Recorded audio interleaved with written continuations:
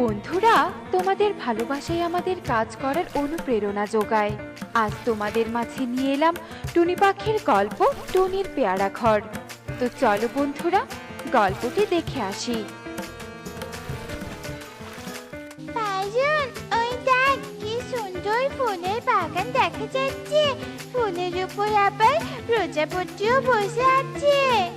আরে তাই তো, এত সুন্দর ফুলের বাগান যে আমাদের বনে আছে তা তো আমি জানতামই না। চল চল, আমরা বাগান থেকে কিছু ফুল তুলে নিয়ে আসি আর ফুলের মালা বানাই। পারুল, কান্নাকার ফুলের বাগান, আমরা ফুল ছিড়ব। বাগানের মালিক দেখলে তো আমাদের রক্ষে থাকবে না।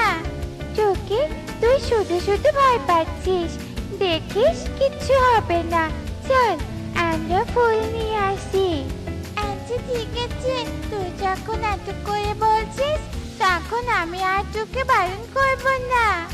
এরপর টুকি ও পারুল ফুলের বাগানে যায় ফুল তুলতে। ঠিক তখনই ফুলের বাগানের মালিক তোতা সেখানে চলে আসে আর টুকি ও পারুলকে দেখে ফেলে।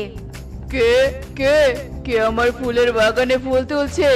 কার এত বড় সাহস? কে তো দেখছি টুকি আর পারুল। দাঁড়া, তোদের আজ দেখাচ্ছি মজা। এই রে পারুল, ওই দেখ তোতা আঙ্কেল এসেছে। মনে হচ্ছে ফুলের বাগানটা তোতা আঙ্কেলের। আমারও তাই মনে হচ্ছে। চল চল, আমরা তাড়াতাড়ি এখান থেকে পালিয়ে যাই, নয়তো তোতা আঙ্কেল আমাদের ধরে ফেলবে। এ কথা বলেই টুকি ও পারুল সেখান থেকে পালিয়ে যায় আর তোতা বলতে থাকে, দুষ্টু ছানারা, পালাচ্ছিস কোথায়? দাঁড়া দাঁড়া বলছি, পালিয়ে কত দূর যাবি? আজ না হয় কাল আমি তোদের ঠিকই ধরতে পারবো, তখন তোদের আমি উচিত শিক্ষা দিব। মা টুকি, তুই কোথায় গিয়েছিলি আর এভাবে হাঁপাচ্ছিস কেন? কোথাও চুরি করতে যাসনি তো আবার? না, মাকে সত্যিটা বলা যাবে না। মা জানতে পারলে আমাকে অনেক বকবে। কি হলো টুকি, তুই চুপ করে আছিস যে? কি এত ভাবছিস? কিছু না মা, আমি তো পারুলের সাথে অনেকক্ষণ উড়ে বেরিয়েছি, তাই এভাবে হাঁপাচ্ছি। একটু বিশ্রাম নিলেই সব ঠিক হয়ে যাবে। এখন আমি ঘরে গেলাম। মা, তুমি আমাকে কিছু খেতে দাও, আমার অনেক খিদে পেয়েছে। আচ্ছা ঠিক আছে, তুই ঘরে যা, আমি তোর জন্য খাবার নিয়ে আসছি। মা, তুমি এগুলো খেতে আমাকে ভাত খেতে দিচ্ছ? আলু ভর্তা আর শাক, এগুলো তো রোজ রান্না করো, আজ একটু ভালো কিছু রান্না করতে পারোনি?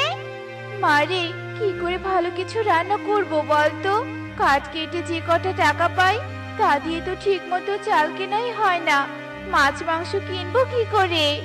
মা, তোমার সবসময় শুধু এসব কথা যে আমার আর শুনতে ইচ্ছে করে না। মারে, তুই আজকে কষ্ট করে এই শাক ভর্তা দিয়ে ভাত খেয়ে নে। আমি কাল তোর জন্য মাছ কিনে নিয়ে আসবো। কাল তুই মাছ দিয়ে মজা করে ভাত খাবি, কেমন? মা, তুমি সত্যি বলছো? কাল আমাকে মাছ এনে দিবে? মা টুকি, মারা কখনো মিথ্যে বলে না। তারা সব সময় চায় তাদের সন্তানকে ভালো রাখতে, কিন্তু পরিস্থিতির কারণে তা হয়তো কখনো কখনো সম্ভব হয় না। আমি যখন তোকে কথা দিয়েছি তখন তা রাখার চেষ্টা করব। আচ্ছা ঠিক আছে মা, আমি শাক ভর্তা দিয়ে খেয়ে নিচ্ছি, আমার কোনো অসুবিধা হবে না। এরপর টুকি খাবার খেয়ে নেয় আর এভাবেই সেই দিন কেটে যায়।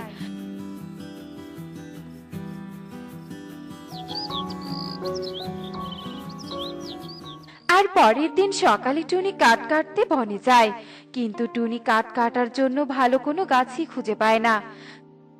আমি তো ভালো কোনো গাছই পেলাম না, এখন আমি কি বিক্রি করব?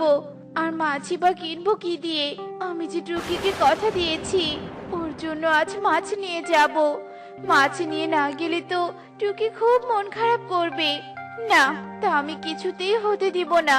আমাকে যে করেই হোক একটা গাছ খুঁজে বের করতেই হবে। এ কথা বলে টুনি আবারও কাঠ খুঁজতে থাকে, কিন্তু টুনি কোনো কাঠই খুঁজে পায় না। তাই টুনি মন খারাপ করে বাড়িতে যেতে থাকে। তখন টুনি একটা পরীকে দেখতে পায়। সে দেখে একটা পরী মাটিতে পড়ে আছে। আরে, মাটিতে ওটা কে পড়ে আছে? দেখি তো কাছে গিয়ে। পানি, কেউ আমাকে একটু পানি দিবে? আমার যে বড্ড পানি পিপাসা পেয়েছে। আরে এটা তো একটা পরী, আর পরীটা তো পানি খেতে চাইছে। এক্ষুনি পরীকে পানি খাওয়াতে হবে। টুনি পরীর জন্য নদী থেকে পানি নিয়ে আসে আর পরীকে খাইয়ে দেয়, আর পরী পানি খেয়ে সুস্থ হয়ে যায়। তোমাকে অনেক ধন্যবাদ টুনি পাখি, আমাকে সাহায্য করার জন্য।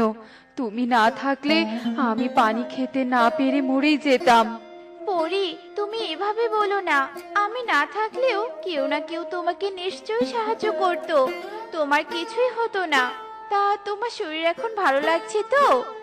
হ্যাঁ, আমার শরীর একদম ঠিক আছে, কিন্তু তোমাকে এত ক্লান্ত লাগছে কেন?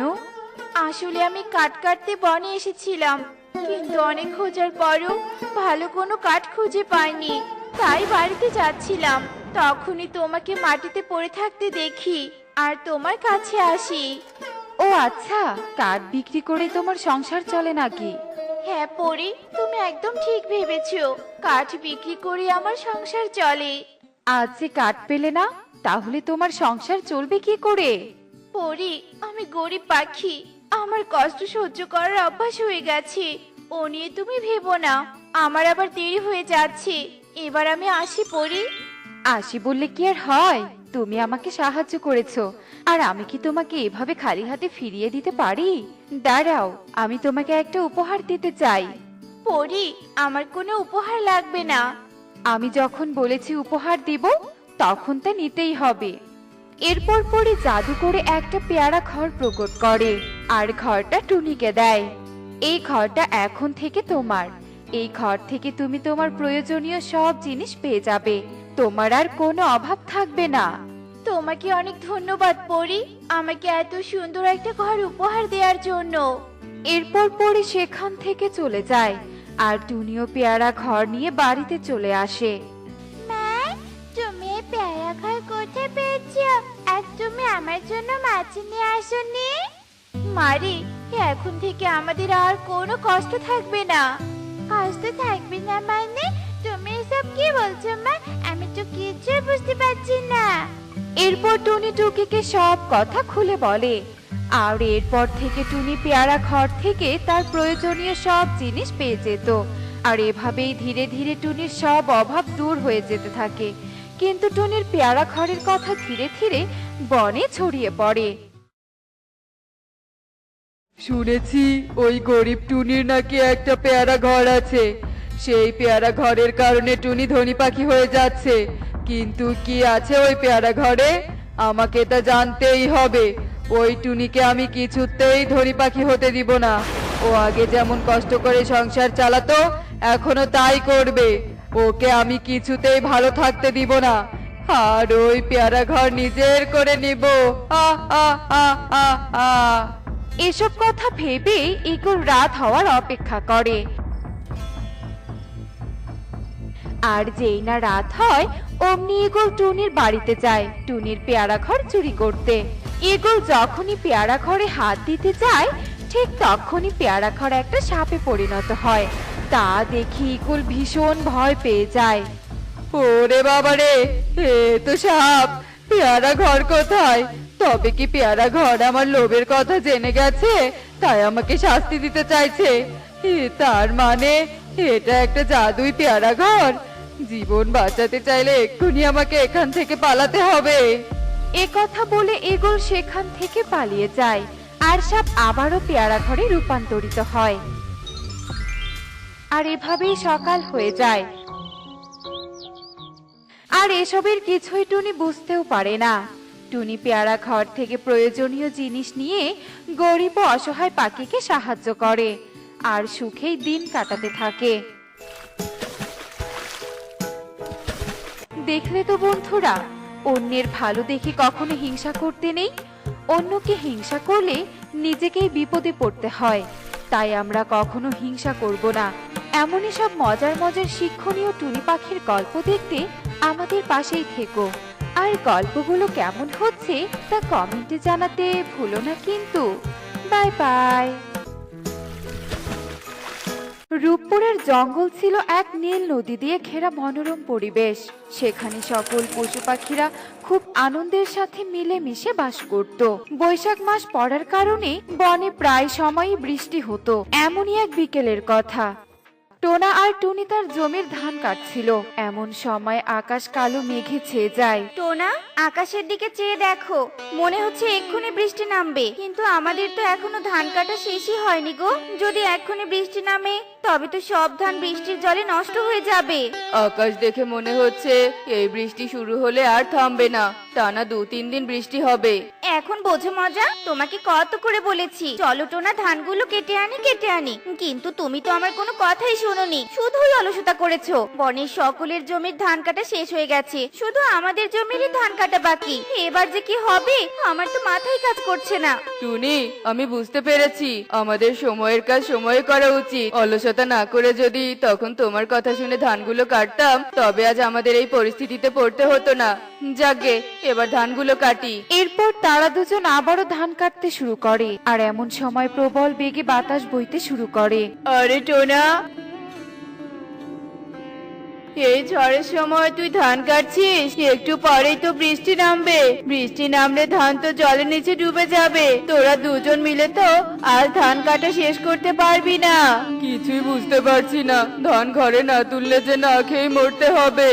চিন্তা করিস না, আমি দেখছি কি করা যায়।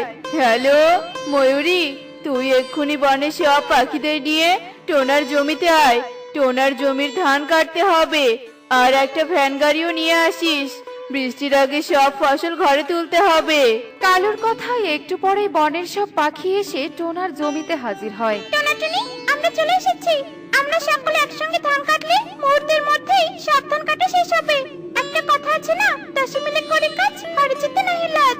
এরপর সকল পাখি টোনার জমির ধান কাটতে শুরু করে। মুহূর্তের মধ্যেই সকল ধান কাটা শেষ হয়ে যায়।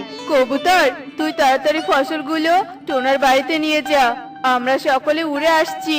এরপর কবুতর সব ফসল টোনার ঘরে তুলতেই বৃষ্টি নেমে পড়ে। এদিকে বাকি পাখিরাও ভিজে টোনার বাড়িতে এসে উপস্থিত হয়।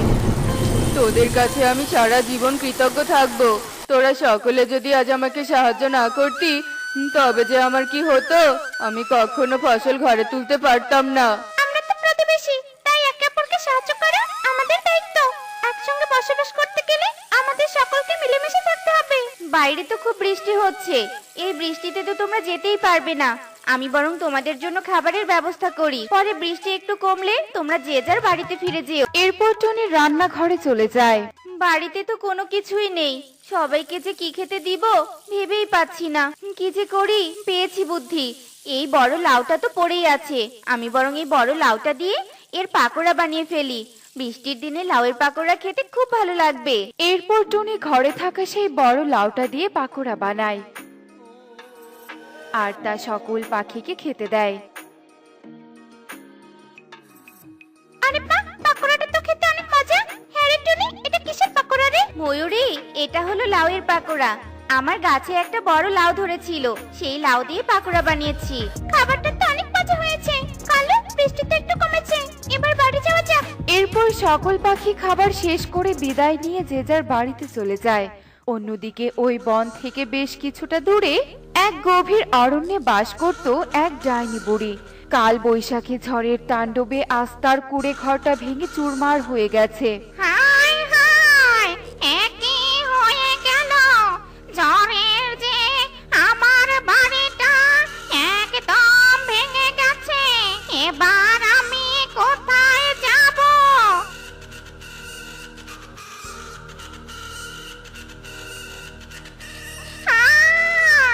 ওরে বাবা রে, কোমরটা বুঝি ভাঙলো রে। একই, এত একটা পাখিদের বন, কত সুন্দর সুন্দর বাড়ি। এক বাতাসের ধাক্কায় তো আমার কপালটাই খুলে গেল। পাখিরা কি সুন্দর করে বাড়ি বানিয়েছে, তবে তো এদের কাছে আমি বাড়ি বানিয়ে নিব, আর ভয় দেখিয়ে খাবারও নিব। সব পাখিদের আমি আমার দাস বানিয়ে রাখবো।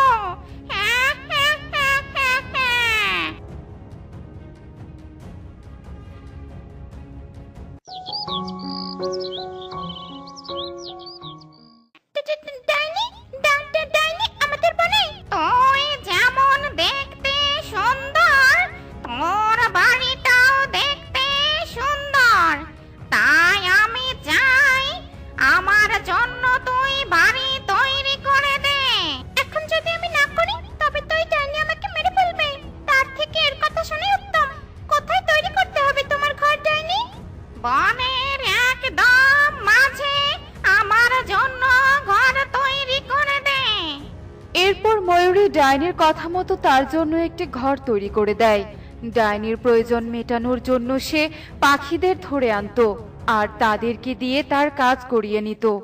টনি, আজকে আমার জন্য ভালো করে বিরিয়ানি রান্না করে দে, নয়তো আমি তোর স্বামীকে।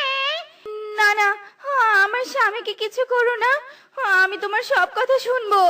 এরপর টুনি আর কথা না বাড়িয়ে রান্না করে দেয়। এভাবেই ডাইনি বনের সব পাখিকে তার দাস বানিয়ে রেখেছিল।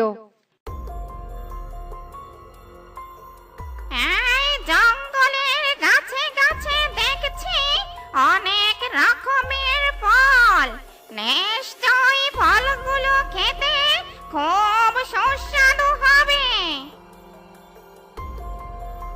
এই বলে ডাইনি গাছের ফল ছিঁড়ে ছিঁড়ে খেতে থাকে। সে প্রতিটি গাছের একটি করে ফল ছিঁড়ে তাতে এক কামড় বসায় আর তা ফেলে দেয়। এভাবেই দিনের পর দিন চলতে থাকে। এরকম চলতে থাকলে তো আমাদের না খেয়ে মরতে হবে। আমরা তো ওই ডাইনির হাতের পুতুল হয়ে যাচ্ছি। আমরা কি তবে কোনোদিন ওই ডাইনির হাত থেকে মুক্তি পাবো না? এভাবে ভয় পেলে চলবে না, এবার আমাদেরকে কিছু একটা করতে হবে। ওই ডাইনির দুর্বলতা আমাদের খুঁজে বের করতে হবে, তারপর সকলে একত্রে একজোট হয়ে ডাইনির অত্যাচারের মোকাবেলা করতে হবে। হ্যাঁ হ্যাঁ, ঠিক ঠিক, আজ থেকে আমরা সকলে ডাইনির ওপর নজর রাখবো। এরপর থেকে সকলে ডাইনির উপর নজর রাখতো আর তার দুর্বলতা খুঁজতে শুরু করে। তোমাদের জন্য একটা সুখবর আছে, ওই ডাইনির দুর্বলতা আমি পেয়ে গেছি। ওই ডাইনি তার প্রাণভ্রমরা নীল নদীর নীল পদ্মতে লুকিয়ে রেখেছে। ওই নীল পদ্ম ধ্বংস করতে পারলে ওই ডাইনি ধ্বংস হয়ে যাবে। তবে চলে সবাই, আমরা আজ একত্রে ওই ডাইনিকে বিনাশ করব। এরপর সকল পাখি নীল নদীতে যায়।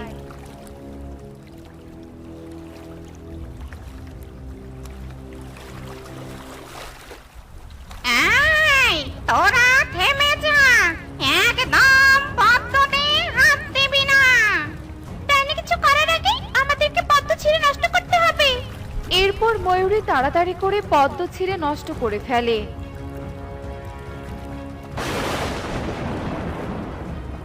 আর ডাইনিও ধ্বংস হয়ে যায় আর পুরো বন ডাইনির কবল থেকে রক্ষা পায়।